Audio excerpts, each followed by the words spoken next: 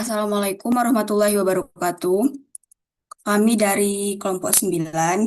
Di sini kami akan mempresentasikan hasil dari kelompok kami. Di sini kami mengambil bidang lingkungan dengan judul Pemanfaatan Sistem Informasi Geografis dalam Pemetaan Daerah Rawan Bencana. Kami dari kelas A yang beranggotakan 5 orang, yang terdiri dari yang pertama, saya sendiri Alfitri Hairunisa dengan NIM 114230006. Kemudian saya sendiri yaitu Diesta Yanuar Widodo dengan NIM 114230014. Saya Hadani Falfuadi dengan NIM 114230017. Saya Waudy Nurina Zarandangi dengan NIM 114230021. Saya Elvira Lagi di KMD, NIM 114230037. Di sini kami akan membawakan 5 topik pembahasan. Ada latar belakang, tujuan, tinjauan pustaka, pembahasan, serta penutup. Untuk latar belakang sendiri, dalam era globalisasi dan kemajuan teknologi, sistem informasi geografis sangat penting untuk pemetaan daerah rawan bencana. Bencana seperti gempa, banjir, longsor, dan kekeringan semakin sering terjadi akibat perubahan iklim serta urbanisasi. Dampaknya dapat mengancam jiwa dan infrastruktur. SIG membantu mengelola dan menganalisis data spasial untuk identifikasi area rawan dengan akurat, mendukung perencanaan tata ruang, evakuasi, dan mitigasi bencana. Dengan integrasi data real-time dari citra satelit dan data demografis, SIG mempercepat respons dan mendukung pengambilan keputusan berbasis bukti. Oleh karena itu, penelitian dan pengembangan dalam bidang ini perlu didorong untuk meningkatkan kapasitas masyarakat dalam menghadapi dan mengurangi dampak bencana. Untuk tujuan dari laporan ini sendiri, yaitu untuk mengetahui pemanfaatan sistem informasi geografis untuk wilayah yang berpotensi mengalami bencana alam sehingga dapat mendukung perencanaan mitigasi dan upaya tanggap darurat yang efektif.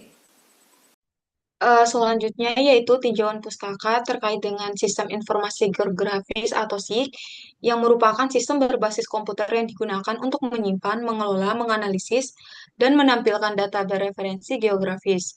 Perangkat lunak berbasis sistem informasi geografis digunakan untuk menginput, menyimpan, mengakses kembali, mengelola, menganalisis, serta menghasilkan data yang berhubungan dengan referensi geografis atau data spasial. Hasil pemetaan ini kemudian dapat menjadi landasan penting dalam pengambilan keputusan terkait perencanaan dan pengelolaan penanggulangan bencana di wilayah yang bersangkutan. Kemudian, bencana alam adalah suatu peristiwa alam yang mengakibatkan besar bagi populasi manusia. Bencana alam terjadi akibat terganggunya keseimbangan komponen-komponen alam tanpa campur tangan manusia. Adapun bencana alam antara lain yang pertama yaitu ada gempa bumi, di mana gempa bumi adalah getaran bumi yang dihasilkan oleh percepatan energi yang dilepaskan. Energi tersebut adalah gelombang seismi yang dipancarkan ke segala arah dari pusat sumbernya. Gempa bumi dapat disebabkan oleh beberapa hal, yaitu jatuhan meteor, aktivitas vulkanik atau gempa vulkanik, longsoran, reruntuhan timbunan batuan di penambangan, ledakan nuklir di bawah tanah, pergerakan lempeng tektonik, dan lain-lain. Kemudian tanah longsor. Tanah longsor adalah peristiwa alam di mana suatu massa tergelincir terhadap massa yang lain, disebabkan oleh tidak kuatnya gaya lekat antar lapisan tanah dalam menahan perubahan massa tersebut. Tanah longsor terjadi karena terganggunya kestabilan tanah atau batuan penyusun lereng. Gangguan tersebut dapat dikontrol oleh kondisi morfologi atau kemiringan lereng, hidrologi, batuan tanah penyusun lereng tersebut. Selanjutnya yaitu ada banjir. Banjir terjadi ketika suatu wilayah secara topografis dan geomorfologis tergolong kering mengalami genangan air akibat kapasitas drainase tanah sudah jenuh dan kemampuan infiltrasi air ke dalam tanah mencapai batas maksimal. Banjir biasanya muncul di daerah topografi rendah seperti cekungan dan wilayah dengan curah hujannya relatif tinggi. Faktor lain penyebab banjir adalah limpasan air permukaan yang volumenya melebihi kapasitas sistem drainase maupun aliran sungai. Nah, selain itu terdapat bencana kekeringan. Kekeringan merupakan suatu kondisi kekurangan air yang bersifat temporer dan relatif terhadap kebutuhan air di suatu wilayah yang dapat mempengaruhi berbagai sektor seperti pertanian, sumber daya air, dan ekosistem. Kekeringan juga dikategorikan sebagai bencana lambat atau slow onset disaster karena dampaknya berkembang secara bertahap dan seringkali sulit dideteksi pada tahap awal. Selain itu, terdapat tsunami. Tsunami berasal dari bahasa Jepang yang berarti gelombang ombak lautan, su yang berarti lautan, nami yang berarti gelombang ombak. Tsunami merupakan peristiwa gelombang pasang yang bangkit akibat terjadinya gempa bumi tektonik, letusan gunung api bawah laut, ataupun tanah longsor.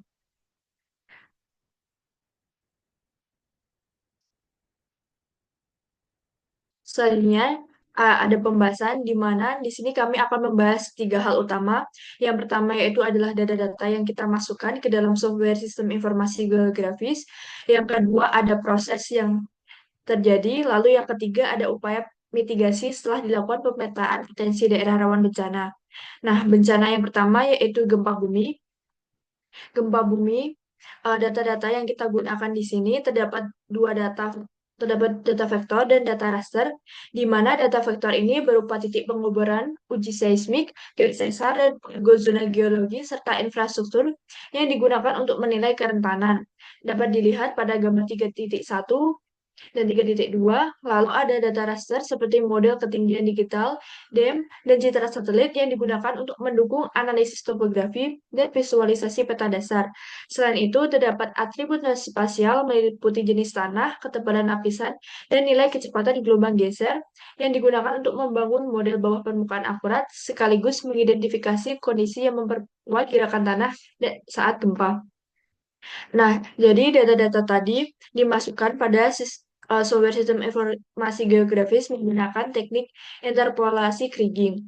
Nah, dapat dilihat pada proses di sini, secara umum, yang pertama dilakukan adalah pengumpulan data primer dan data sekunder tadi, lalu diintegrasikan ke dalam database GIS menggunakan georeferencing. Nah, setelah itu dilakukan analisis spasial menggunakan teknik interpolasi geostatis kriging, di mana metode ini mengubah data titik diskrit menjadi peta kontinu atau raster. Nah, setelah itu dilakukan interpolasi lokasi dan analisis geoteknik, lalu diklasifikasikan zona kerentanan gempa pada lokasi penelitian, dan pada hasil akhirnya atau output dari keseluruhan data tadi berupa peta mikrozonasi seismik. Nah, dapat dilihat pada tabel 3.1 ini merupakan geoprocessing yang dilakukan pada software sistem informasi geografis dalam pemetaan daerah rawan bencana gempa bumi. Nah, selanjutnya setelah dilakukan pemetaan tersebut, dilakukan upaya mitigasi karena peta rawan gempa bumi yang dibuat dengan GIS ini sangat penting untuk mitigasi bencana. Peta ini memberikan informasi awal tentang zona kerawanan dan potensi kerusakan akibat guncangan gempa. Lalu peta ini dapat digunakan untuk perencanaan tata ruang dan penggunaan lahan, dapat dilakukan secara lebih aman, terutama dengan menghindari area amplifikasi tinggi untuk infrastruktur kritis dan pemukiman padat. Peta mikrozonasi ini juga menjadi dasar desain bangunan tahan gempa sesuai kondisi karakteristik lokal dan membantu penyusunan rencana evakuasi serta meningkatkan kesadaran masyarakat untuk responnya lebih cepat dan terkoordinasi saat bencana. Yang selanjutnya yaitu tanah longsor, di mana GIS banyak digunakan untuk analisis data spasial longsor. Salah satu metode yang dapat digunakan yaitu vector overlay, di mana metode ini memiliki prinsip yaitu dengan menggabungkan dan memberikan bobot pada faktor penyebab longsor. Untuk data yang dapat diinput dapat dikategorikan ke dalam peta faktor-faktor penyebab longsor. Yang pertama yaitu data topografi yang dapat nanti dibentuk menjadi DEM atau Digital Elevation Model. Yang kedua yaitu jenis batuan, jenis tanah, penggunaan lahan, curah hujan, di mana untuk peta curah hujan ini nantinya akan menampilkan jaringan aliran sungai dan daerah tangkapan. Dan yang terakhir yaitu peta inventarisasi longsor, di mana peta inventarisasi longsor ini akan menunjukkan lokasi, jenis aktivitas, serta bagian dari suatu longsor yang pernah terjadi. Untuk prosesnya sendiri, dari setiap parameter yang sudah disiapkan tadi nantinya akan diklasifikasikan dengan skor tertentu yang kemudian nantinya akan dikalikan dengan bobotnya berdasarkan model pendugaan Puslitanak tahun 2024. Untuk rumusnya sendiri yaitu dengan mengalihkan faktor curah hujan dengan bobotnya yaitu 0,3 ditambah faktor jenis batuan dikali 0,2 ditambahkan faktor kemiringan lereng dikali 0,2 ditambahkan dengan faktor penggunaan lahan dikalikan 0,2 dan ditambahkan faktor jenis tanah dikalikan 0,1.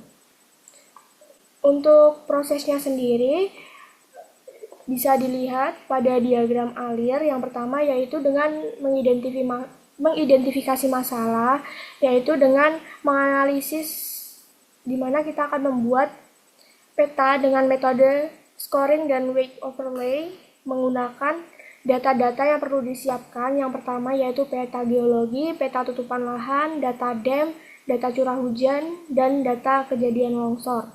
Kemudian untuk peta geologi, peta tutupan lahan, data dam, dan data curah hujan tadi akan dilakukan pengolahan. Pengolahan ini seperti contohnya pada data dam ini nantinya akan digunakan untuk membuat peta keberadaan lereng. Kemudian setelah dilakukan pengolahan data akan dilakukan klasifikasi pemberian scoring dan pembobotan pada setiap parameter yang sudah dilakukan. Kemudian akan dilakukan overlay. Setelah di overlay nanti akan dapat dilakukan analisis scoring akhir, di mana hasil dari analisis scoring akhir ini akan di overlay dengan peta titik longsor yang nantinya untuk dilakukan validasi. Validasi ini memiliki tujuan untuk menguji kesesuaian model dengan kejadian di lapangan. Kemudian akan dihasilkan peta rawan bencana longsor, contohnya seperti pada gambar 3.6. Upaya mitigasi berupa GIS ini berperan penting dalam mitigasi bencana longsor dengan menyediakan informasi spasial yang akurat untuk mengenali daerah rawan bencana melalui pemetaan, pemantauan, dan pemodelan. Pemanfaatan penginderaan jauh dapat membantu untuk pemantauan potensi dan pembaruan peta wilayah secara aktual. Sementara SIG digunakan untuk mengintegrasikan berbagai data relevan untuk sistem peringatan dini, operasi penyelamatan, perencanaan evakuasi, evaluasi lokasi bencana, dan pengambilan keputusan dalam penanggulangan serta rekonstruksi sehingga resiko longsor dan dampaknya dapat diminimalkan secara fisik, sosial, dan ekonomi melalui sistem peringatan dan pengelolaan yang efektif. Selanjutnya itu bencana banjir, di mana peta daerah rawan banjir yang dihasilkan yaitu dari overlay dari parameter curah hujan, jenis tanah, aliran, tutupan lahan, ketinggian dan kemiringan lereng yang kemudian akan dilakukan scoring dan pembobotan menggunakan metode CMA atau Composite Mapping Analysis.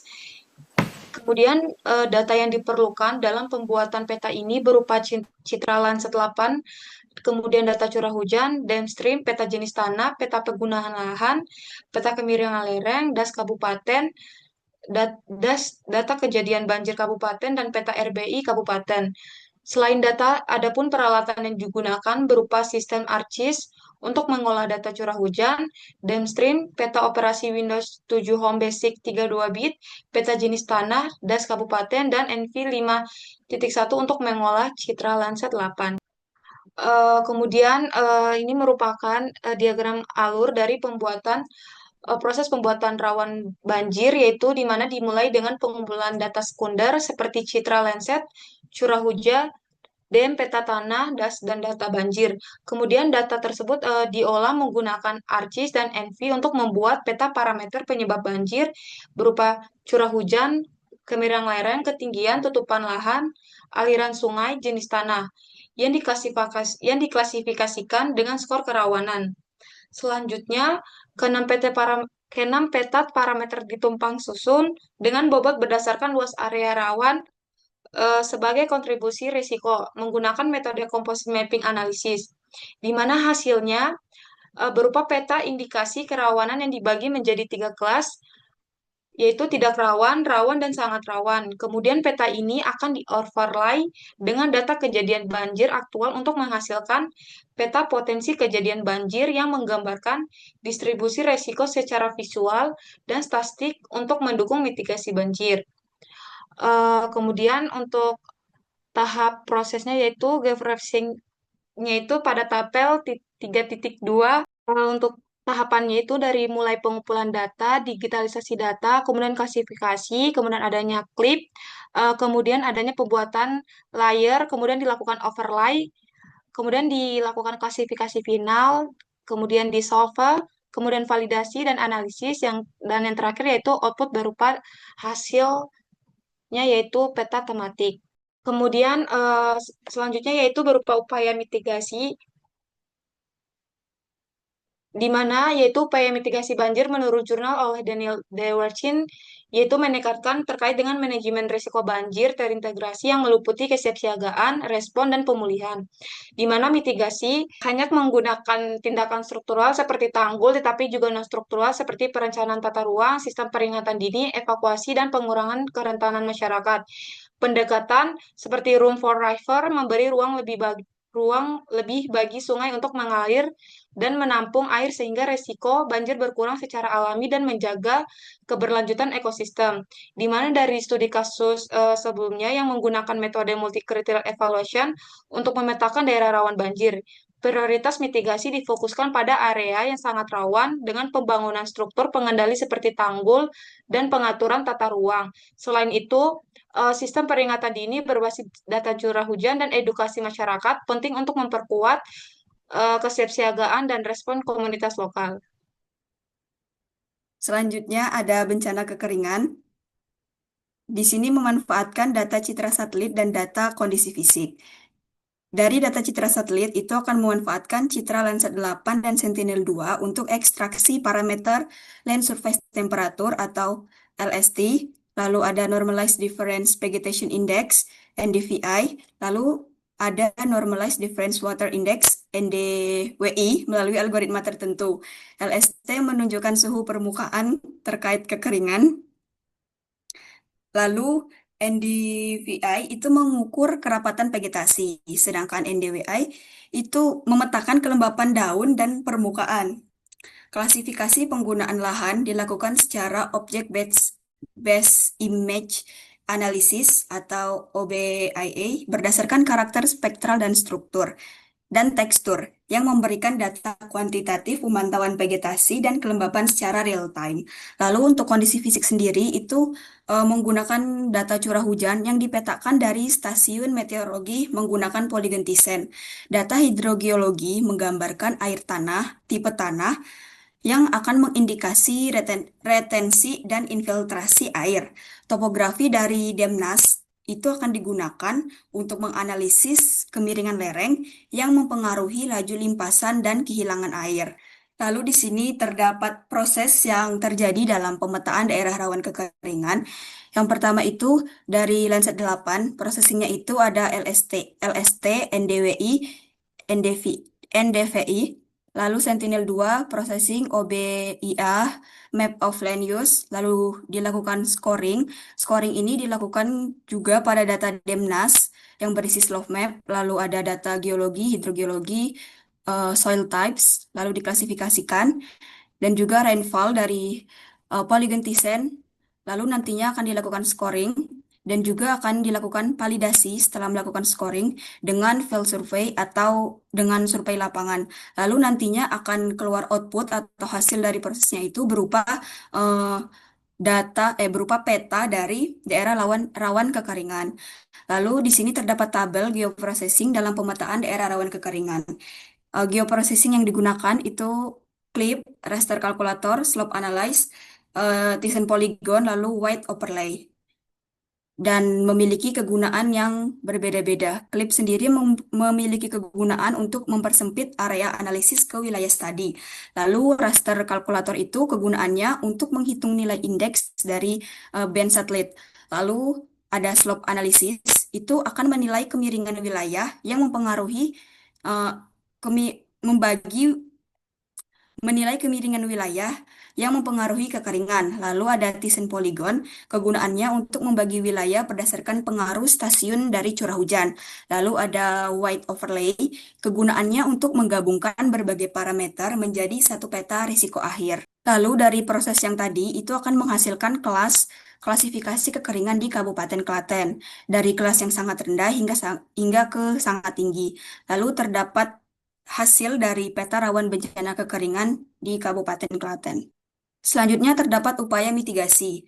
Pemerintah dan masyarakat dapat merencanakan pengelolaan sumber daya air secara lebih efektif, seperti menentukan lokasi sumur bor atau waduk yang strategis untuk menyimpan air saat musim hujan. Selain itu, pemetaan ini juga membantu dalam melakukan mitigasi bencana, misalnya dalam menanam tanaman yang tahan kekeringan, seperti sorghum atau kacang tanah di daerah yang rawan kekeringan, sehingga produksi pertanian tetap terjaga meskipun curah hujannya rendah. Mitigasi yang dilakukan adalah program pembangunan embung atau waduk kecil di daerah-daerah kering yang akan berfungsi menampung air hujan untuk digunakan saat musim kemarau, sehingga akan mengurangi dampak kekeringan bagi petani dan masyarakat sekitar, serta meminimalisir resiko kerugian akibat dari kekeringan. Baik, selanjutnya yaitu bencana alam tsunami, di mana pada bencana tsunami ini sistem informasi geografis itu berguna untuk mengintegrasikan data spasial seperti peta citra satelit topografi dengan data atributnya itu berupa demografi, ekonomi, sosial dan lingkungan untuk menghasilkan informasi yang berguna. Kemudian, dalam konteks tsunami ini, SIG itu dapat mengidentifikasikan daerah rawan dampak tsunami dan membantu pengambilan kebijakan bencana. Jadi pada bencana tsunami ini, saya mengambil penelitian dari Rakwasa dan Sihalase tahun 2023, di mana peneliti ini melakukan penelitian yang bertujuan untuk memetakan kondisi fisik wilayah untuk mitigasi bencana tsunami di Kecamatan Mualakor, Kabupaten Maluku Barat Daya, Provinsi Maluku. Kemudian untuk data yang digunakan pada penelitiannya terdapat 3 data. Yang pertama itu ada data DEM atau Digital Elevation Model dari Badan Informasi Geospasial yang digunakan untuk menganalisis ketinggian lahan dan kemiringan lereng. Yang kedua itu terdapat data vektor berupa bumi Indonesia dari BIG, khususnya data garis pantai untuk menganalisis jarak dari garis pantai. Yang ketiga itu ada data citra Google Earth tahun 2023 untuk mengidentifikasi sebaran lahan yang terbangun. Nah, kemudian ada variabel lain yang dimana untuk mengklasifikasikan kelas kemiringan lereng, kelas ketinggian lahan, dan kelas jarak dari garis pantai. Di mana bobotnya itu untuk kemiringan lereng 30, ketinggian lahan itu 30, dan jarak dari garis pantai itu 40. Kemudian dari data-data yang digunakan itu terdapat tiga peta yang dia jadikan sebagai acuan, yang kemudian nanti akan dibuatkan peta overlay, peta rawan bencana tsunami. Yang pertama itu ada peta jarak dari garis pantai, yang kedua itu ada peta kemiringan lereng, dan yang ketiga itu ada peta ketinggian lahan. Kemudian ini ada alur penelitian yang dilakukan. Yang pertama itu pengambilan data DEM nasional yang dimana outputnya itu berupa peta ketinggian lahan dan peta kemiringan lereng. Lalu yang kedua ada data vektor berupa bumi Indonesia yang dimana outputnya itu adalah peta jarak dari garis pantai. Yang kemudian ketiga peta itu dijadikan satu atau dilakukan overlay menjadi peta tingkat bahaya tsunami di Kecamatan Mualakor.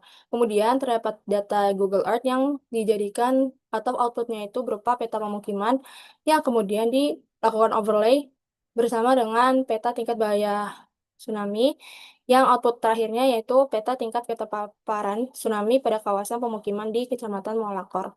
Kemudian proses penelitian itu yang terjadi di mana pada yang pertama itu ada peta ketinggian lahan, itu sumber datanya DEM nasional, yang kemudian di situ dilakukan pengolahan dan analisis data menggunakan software SIG. Kemudian untuk peta kemiringan lereng itu menggunakan DEM juga dan menghasilkan output berupa peta kemiringan lereng. Yang ketiga itu pada peta jarak dari garis pantai menggunakan datanya itu data vektor rupa bumi Indonesia. Di sini melakukan analisis buffering atau analisis jarak dalam SIG untuk membuat zona-zona berdasarkan jarak dari garis pantai. Yang keempat itu ada peta sebaran lahan terbangun menggunakan data citra Google Earth, di mana di sini dilakukan digitasi dan interpretasi visual citra untuk mengidentifikasi area terbangun seperti pemukiman, bangunan, dan infrastruktur. Yang terakhir itu peta kerawanan tsunami, di mana dilakukan overlay dengan pembobotan yaitu jarak pantai 40%, kemiringan lereng itu 30%, dan ketinggian lahan itu 30%. Kemudian hasil penelitiannya terdapat dua. Yang pertama itu peta tingkat kerawanan tsunami. Yang kedua itu adalah grafik dari kerentanan tiap-tiap wilayah terhadap bencana tsunami. Kemudian ini upaya mitigasinya, di mana berdasarkan hasil penelitian, peneliti menyarankan beberapa mitigasi bencana. Yang pertama itu menggunakan peta kerawanan tsunami sebagai acuan identifikasi potensi bencana bahaya dan daerah rawan dampak tsunami. Kedua, merencanakan evakuasi yang tepat dan efektif berdasarkan peta kerawanan untuk meminimalkan korban jiwa dan kerugian harga benda. Yang ketiga, mengembangkan infrastruktur seperti tempat pengungsian, pelindung pantai, dan sistem peringatan dini tsunami. Yang keempat, meningkatkan kesadaran dan kesiapsiagaan masyarakat melalui edukasi dan sosialisasi. Dan yang terakhir itu meningkatkan efektivitas pemantauan dan mitigasi bencana berdasarkan pemetaan kondisi fisik wilayah. Penutup, di mana di sini ada kesimpulan dan saran, di mana kesimpulan dari kami yang pertama itu sistem informasi geografis efektif dalam pemetaan daerah rawan bencana karena mampu mengintegrasikan data spasial dan non-spasial yang memberikan informasi akurat mengenai lokasi dan tingkat risiko bencana alam.